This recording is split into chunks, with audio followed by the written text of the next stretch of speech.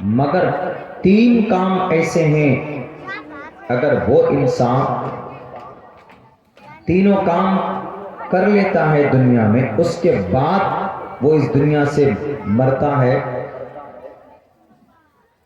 تو مرنے کے بعد بھی ان کے تینوں کاموں میں سے کسی ایک کے کرنے کی وجہ سے اس کو اس کا ثواب ملتا رہتا، الا من صدقۃ جاریہ، ان میں سے ایک صدقہ جاریہ۔ صدقہ جاریہ کیا کیا ہوتا ہے؟ بہت سارا ہے۔ ایک صدقہ جاریہ یہ بھی ہے کہ آپ کا یہ جلسہ جس قبرستان میں مٹی ڈالنے اور اس کو بھرنے کی نسبت پر منحصر ہے، جلسہ منعقد کیا جا رہا ہے، کوئی بھی آدمی اگر 5-10 روپے خرچ کر کے مٹی لگاتا ہے یا تعاون پیش کرتا ہے، 100 روپے 500 روپے، اس کے روپے سے جب تک وہ مٹی جو خریدی گئی، وہ مٹی جب تک ہے اس کو استعمال میں لایا جا رہا ہے، تب تک اس کا ثواب یہ دینے والا شخص، پیسہ دینے والا شخص، مٹی دینے والا شخص اس دنیا سے چلا گیا ہے، موت ہو گئی اس کی، لیکن مرنے کے بعد بھی اس کو اس کا ثواب ملتا رہے گا۔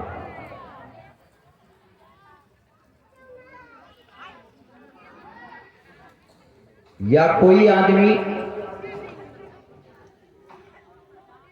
کہیں پر پانی کا نل لگا دیتا ہے، جیسے بنگال میں ممتا دیدی نے کئی جگہ پر کیا ہے یہ کام، کلکتہ میں جائیں گے تو جگہ جگہ آپ کو پانی کی ٹونٹی نظر آئے گی، پیاس لگی آپ پانی لیجئے پی لیجئے۔ یا بہت سارے مہان لوگ جن کو اللہ نے بہت پیسہ دیا ہے، وہ لوگ بھی یہ کام کرتے ہیں کہ کہیں کہیں گرمی کے موسم میں ٹھنڈا پانی کے لیے فریج لگا دیتے، وہ آدمی پانی پیتا ہے، کوئی مسافر آتا ہے پانی پی لیا، یا کہیں پر کھانے کا نظم کیا جاتا ہے۔ تو یہ صدقہ جاریہ، ہم نے ایک ٹونٹی لگا دی یا کسی آدمی نے بھی ایک نل لگا دیا، ہینڈ پمپ،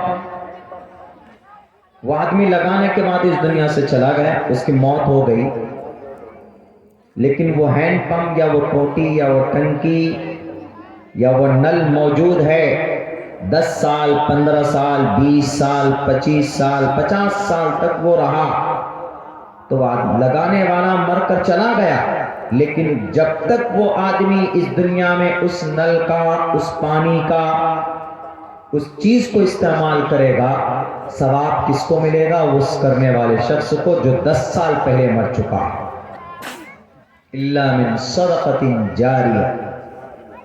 یا کہیں پر پہلے زمانے میں نل یا ٹونٹی نہیں ہوتی تھی، کنواں کھودتے تھے پانی کے لیے، ہم لوگوں نے دیکھا ہماری بستی میں آج بھی وہ کنواں ہے، پوری بستی کے لوگ، عورتیں کنویں میں جاتی تھی، اوپر سے بالٹی ڈالتی تھی، وہ رسی باندھ کر وہ پانی نکال کر برتن دھونا، کپڑا دھونا، نہانا، پینا بھی اسی سے ہوتا تھا، پہلے زمانے میں ایسا ہوتا تھا۔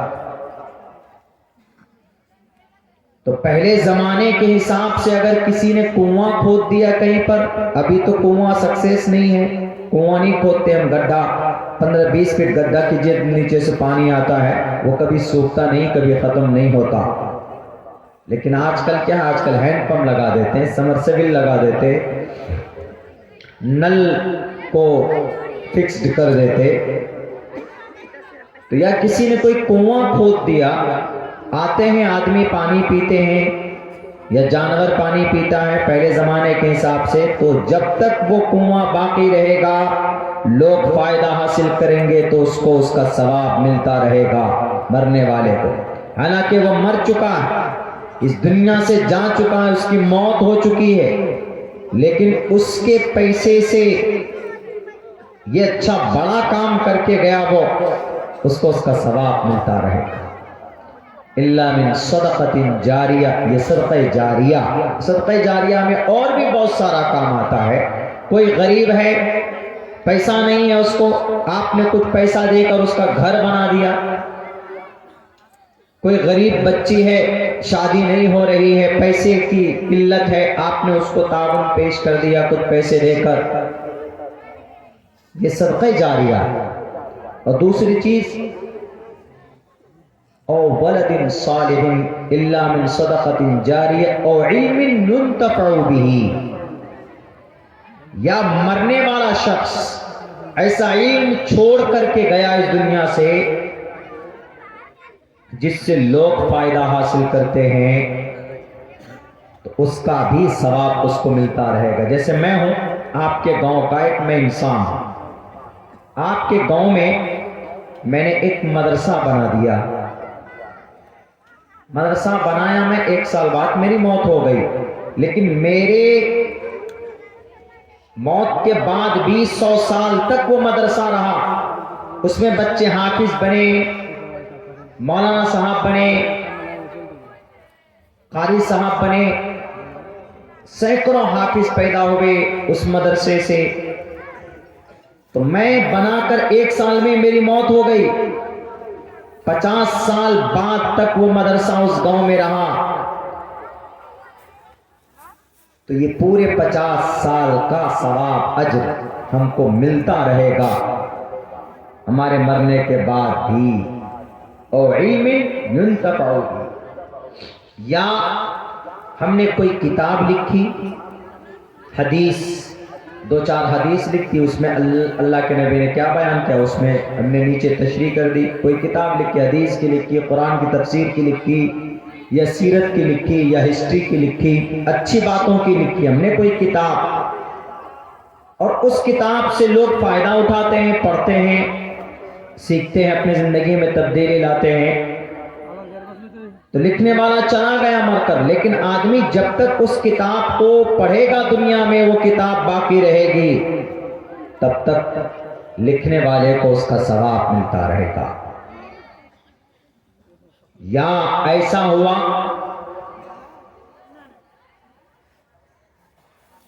کہ اپنے بیٹے کو حافظ بنایا، حافظ بنانے کے بعد باپ کا انتقال ہو گیا، اب اس کا حافظ بیٹا جو دنیا میں موجود ہے اس نے کسی اور کو حافظ بنایا، اس نے کسی اور کو حافظ بنایا، اس نے کسی اور کو بنایا. تو جب تک یہ سلسلہ چلتا رہے گا، اگر قیامت تک چلتا رہے گا تو قیامت تک اس کو اس کے ابا کو اس کا ثواب ملتا رہے گا. اور تیسری چیز کیا ہے؟ او ولد صالح يدعو له، یہ بہت ضروری ہے.